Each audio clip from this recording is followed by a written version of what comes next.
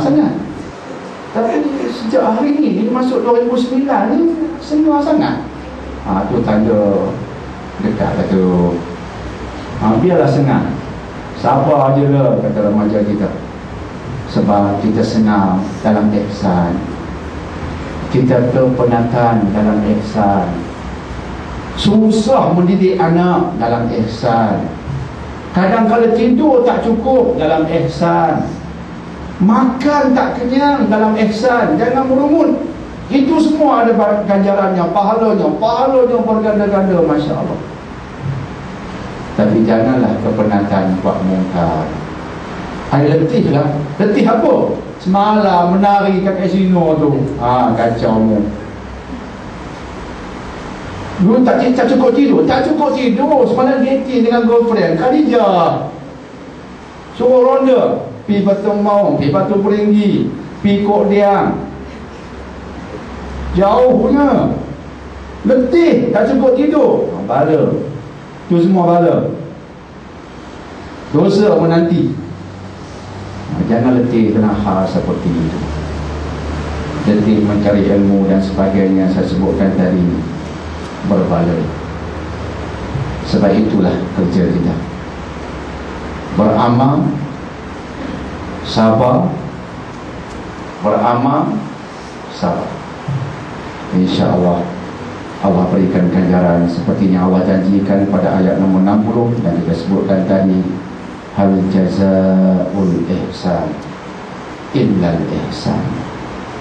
Tak ada balasan bagi orang yang buat kebaikan kecuali kebaikan jugalah yang aku berikan kepadanya. Janji Allah tak pernah dimungkirinya. Mari sama-sama kita pertingkatkan amal soleh kita, ihsan kita.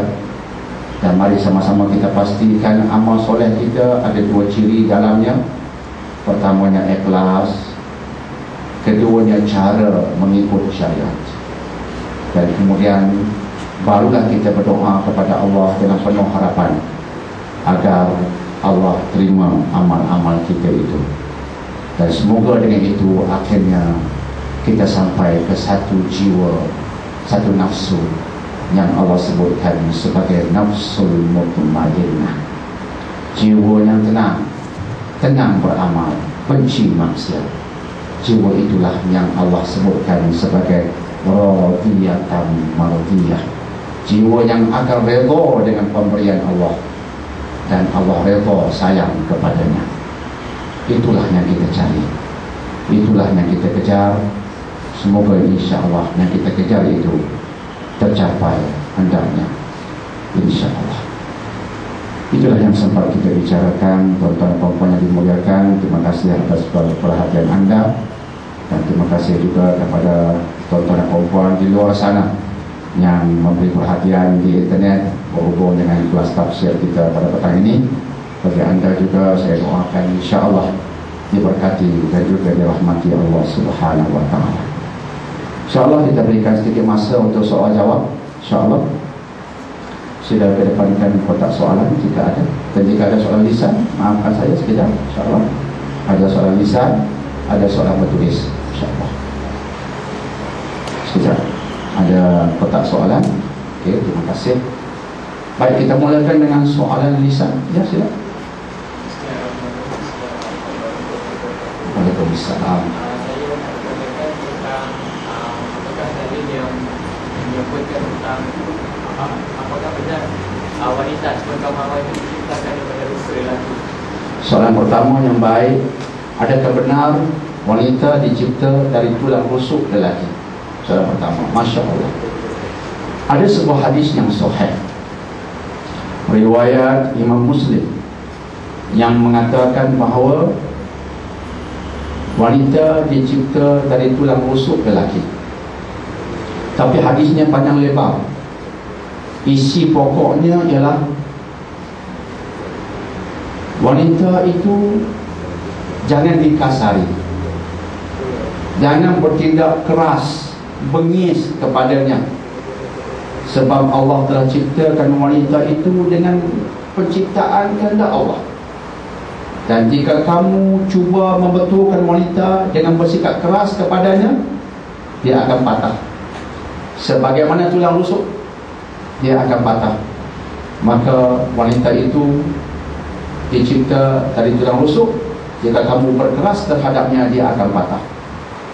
Maka sebahagian umat Islam menjadikan hadis ini sebagai dalil atau pembukti wanita dijadikan daripada tulang rusuk. Adakah itu saintifik? Itu pertanyaannya. Adakah itu saintifik? Kalau kita mengkaji sains berkaitan dengan fasa-fasa kejadian insan, kita kaitkan mungkin dengan ilmu moden, ilmu embriologi, ataupun dalam bahasa Inggerisnya embryology. Sains tidak bersetuju bahawa manusia, khususnya wanita, dijadikan daripada tulang rusuk lelaki. Ia langsung tidak saintifik. Dan bila kita mengamati ayat Quran, alhamdulillah, bila Al-Quran bercakap tentang kejadian insan, Al-Quran tidak bercakap tentang kejadian lelaki dan wanita. Al-Quran bercakap secara umumnya tentang kejadian insan. Kami menjadikan insan min nutfatin. Allah mengatakan kami mencipta insan, termasuk wanitanya, min nutfah. Kemudian nutfah bertukar dari situ menjadi alaqah, daripada alaqah bertukar menjadi mudghah. Itulah yang Allah ulang-ulangi dalam surah Al-Hajj, dalam surah Al-Mu'minun, dan surah-surah yang lain. Itulah penekanan Al-Quran. Maka menampakkan pada kita bahawa kejadian insan berpandukan Al-Quran amat jelas, bahawa insan, lelaki dan perempuannya Allah jadikan daripada nutfah. Dan kemudian dalam surah Al-Insan diperincikan lagi. Allah sebutkan kejadian insan dikaitkan dengan nutfatin amsyajin nabatali faja'alnahu sami'an basira. Nutfah itu amsyaj, nutfatin amsyajin min nutfatin amsyajin. Ada tambahan. Dalam ayat-ayat yang lain kadang-kadang disebutkan hanya nutfah, tapi dalam surah Al-Insan Allah tambah bahawa nutfah ini sifatnya amsyaj. Amsyaj. Amsyaj artinya bercampur. Nutfah artinya benih. Benih bercampur, air benih bercampur. Maka sains mengatakan itu benar. Sebab kejadian insan bermula daripada air benih ataupun benih bercampur, lelaki dan perempuannya. Bila benih itu bercampur, lelaki dan perempuannya, lelaki spermanya, perempuan ovumnya yang dikeluarkan oleh ovary, ovum wanita, benih bercampur dengan sperma lelaki, nutfatin amsyaj. Barulah dia dibesarkan, nabatali, kami ujinya, dan begitulah seterusnya. Maka bahasa Quran begitu saintifik.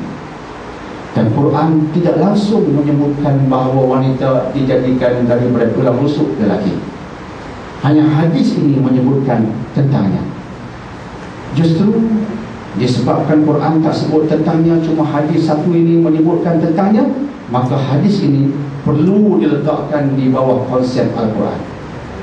Sebab hadis bukan di atas Quran, di bawah Quran. Maka Quran tak sebut wanita dijadikan dari tulang rusuk, hadis sebut, sedangkan hadis tak boleh mengatasi Quran. Maka hadis itu perlu diberikan tafsirannya. Sebab itu bila kita buka hadis Bukhari menceritakan hadis yang sama, Imam Bukhari letakkan bab yang dalamnya ada penceritaan wanita daripada tulang rusuk lelaki. Tajuk yang Bukhari berikan bukan wanita datang dari tulang rusuk lelaki, bukan tajuk itu yang Imam Bukhari berikan. Imam Bukhari letakkan tajuk lain, bahawa hendaklah bersikap baik dengan wanita.